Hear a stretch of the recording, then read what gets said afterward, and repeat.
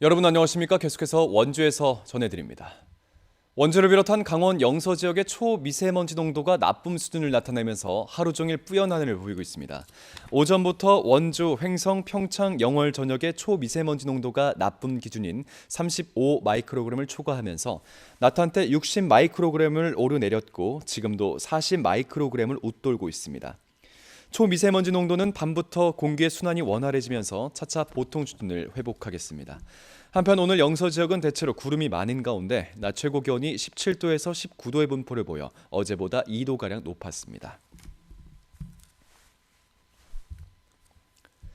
지난달 원주시의 미분양 물량이 1,000세대를 넘은 것으로 집계됐습니다. 원주시가 발표한 10월 15일 기준 주택건설 미분양 현황에 따르면 9월 분양 계획을 마감한 2개 아파트 단지 1,927세대의 절반이 넘는 1,079세대가 미분양됐습니다.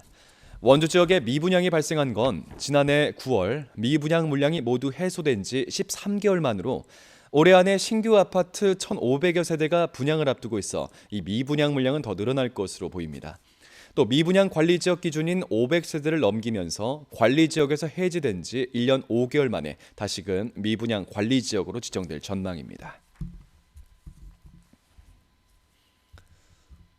한국수출입은행 원주 출장소 폐쇄 계획에 따른 지역 내 반대 여론이 확산되고 있는 가운데 폐쇄 여부를 심의할 공공기관 운영위원회 개최가 연기됐습니다.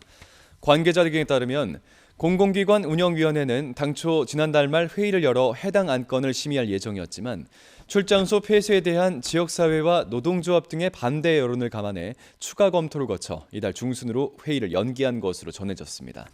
수출입은행은 정부의 공공기관 혁신계획에 따라 원주 등 출장소 3곳을 폐쇄하는 계획을 추진하고 있는 가운데 원주와 여수 등에선 정치, 경제계와 시민단체까지 나서 출장소 폐쇄 계획 철회를 촉구하고 있습니다. 강원도 하루 확진자가 어제보다 줄었지만 5주째 확산세는 이어지고 있습니다. 오늘 0시 기준 강원도 하루 확진자는 1,912명으로 전날보다 533명이 줄었지만 지난주 같은 요일보단 85명이 늘었습니다. 시, 군별로는 원주가 480명, 횡성이 45명, 영월이 30명, 평창 54명 등입니다. 주간 확진자는 7,167명으로 지난주 같은 요일보다 247명이 늘어 5주째 증가세를 보이고 있습니다.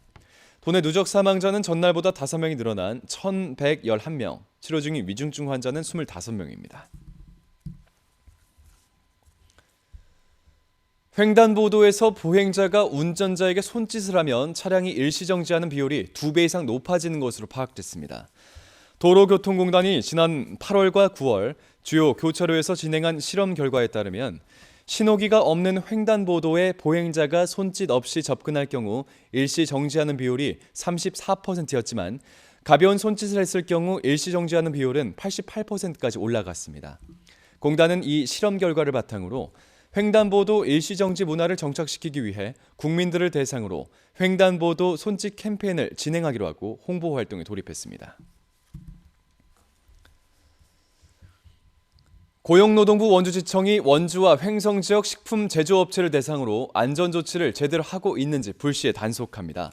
오는 14일부터 12월 2일까지 식품 혼합기를 비롯해 28종의 식품 관련 위험기계를 다루는 사업장이 그 대상이고 적발되면 행정처분은 물론 형사고발 원칙이 적용됩니다.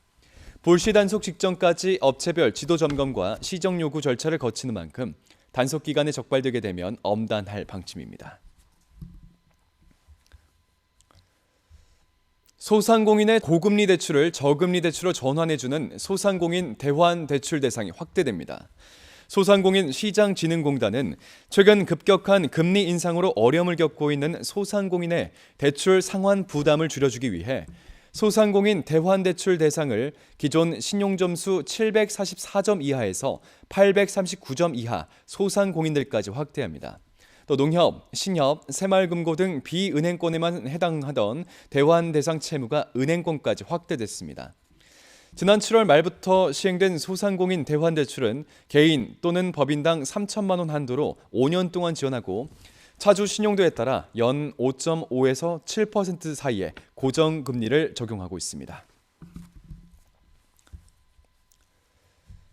최문순 강원도지사가 업무상 배임과 직권남용, 직무유기 등의 혐의로 강원경찰청에 고발당했습니다. 국민의힘 소속 박기영 도의원은 고발장에서 최 전 지사가 멀린사에 800억 원을 송금하도록 하면서 중도개발공사에 막대한 손해를 끼쳤고 레고랜드를 다시 멀린사에 임대하는 과정에서 임대 수익률도 3%로 크게 줄었다며 이는 배임과 직권남용죄에 해당한다고 주장했습니다. 또 지난 2014년 11월 최 전 지사 재임 당시 도의회 의결 없이 채무보증 규모를 2,050억 원으로 확대한 것도 문제 삼으며 해당 사태에 대해 엄정히 수사해 줄 것을 촉구했습니다. 뉴스를 마칩니다. 고맙습니다.